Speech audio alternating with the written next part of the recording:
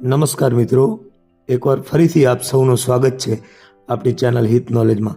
મિત્રો, આ અગાઉ એક વિડીયો બનાવેલો જે પહેલાં બીજા ધોરણમાં ભણતા હોય નાના બાળકો માટે 26મી જાન્યુઆરીમાં જો ભાષણ આપવું હોય તો પ્રજાસત્તાક દિન વિશે 10 પંક્તિઓમાં સુંદર મજાનું ભાષણ તૈયાર કરેલ।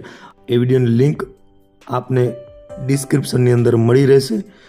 અને આજનો વિડીયો પણ એ બાળકોથી પણ સારી ક્ષમતા ધરાવતા બાળકો હોય એ માટે એક ભાષણ તૈયાર કર્યું છે। એક સ્પીચ 15 પંક્તિઓની સ્પીચ છે જે ચોથા, પાંચમા, છઠ્ઠા ધોરણના વિદ્યાર્થીઓ તૈયાર કરી શકે છે। આમ તો ત્રીજા, ચોથા, પાંચમા ધોરણના તો આ ત્રણ પોતાની ક્ષમતા પ્રમાણે 15 પંક્તિઓ 26મી જાન્યુઆરીના દિવસે બોલી શકે છે। તો જરૂરથી આખો વિડીયો નિહાળવા નમ્ર વિનંતી। અને આ વિડીયો આપને ગમે તો લાઈક, શેર તેમજ જો આ ચેનલ પર નવા છો તો સબસ્ક્રાઈબ કરવાનું ના ભૂલતા, કારણ કે ઘણી બધી એવી ઇવેન્ટ્સ એના રિલેટેડ ઓલરેડી આપણી ચેનલની અંદર સ્પીચ છે, વાર્તાઓ છે, નાના બાળકો માટે છે અને યુવાનો માટે પણ ઘણી બધી ઉપયોગી માહિતી હું આ ચેનલની અંદર આપતો રહીશ। તો જોઈએ આપણે 26મી જાન્યુઆરી પ્રજાસત્તાક દિન।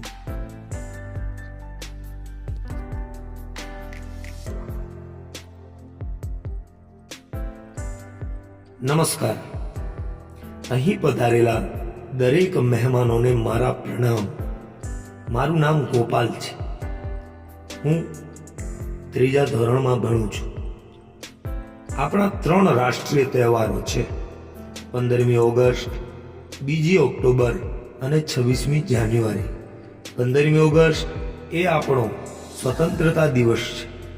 2જી ઓક્ટોબર એટલે ગાંધી જયંતિ। આજે 26મી જાન્યુઆરી છે એટલે કે ભારતનું પ્રજાસત્તાક દિન। આજના દિવસે 1950માં ભારતનું બંધારણ અમલમાં આવ્યું હતું। આપણા બંધારણના વડા ડૉક્ટર ભીમરાવ આંબેડકર હતા। આજે આપણા દેશના દરેક નાગરિકો દેશભક્તિના રંગે રંગાયેલા જોવા મળશે।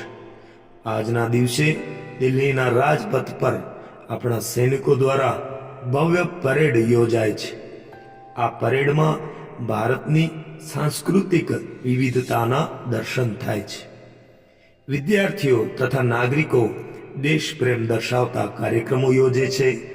શાળા કોલેજોમાં આ દિવસે તિરંગા લહેરાવવામાં આવે છે અને રાષ્ટ્રગીત પણ ગવાય છે।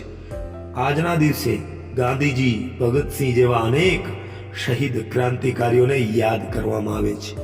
દેશની આઝાદી માટે લડેલા આપણા દરેક નેતાઓ અને ક્રાંતિકારીઓને મારા કોટી કોટી વંદન। અને આજના દિવસે આપણે સૌ સંકલ્પ લઈએ, વતન માટે જીવીએ, વતનને સુંદર બનાવીએ, નાગરિક ધર્મ નિભાવીએ, વતનને સુંદર બનાવીએ। વતન માટે જીવીએ, વતનને સુંદર બનાવીએ, નાગરિક ધર્મ નિભાવીએ, વતનને સુંદર બનાવીએ। ભારત માતા કી જય।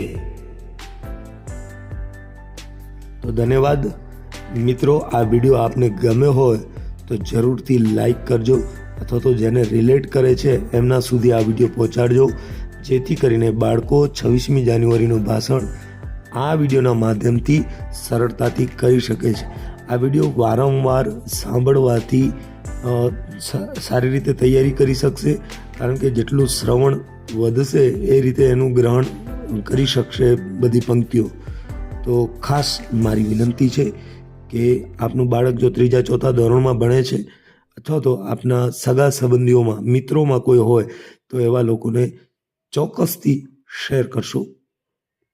ભારત માતા કી જય।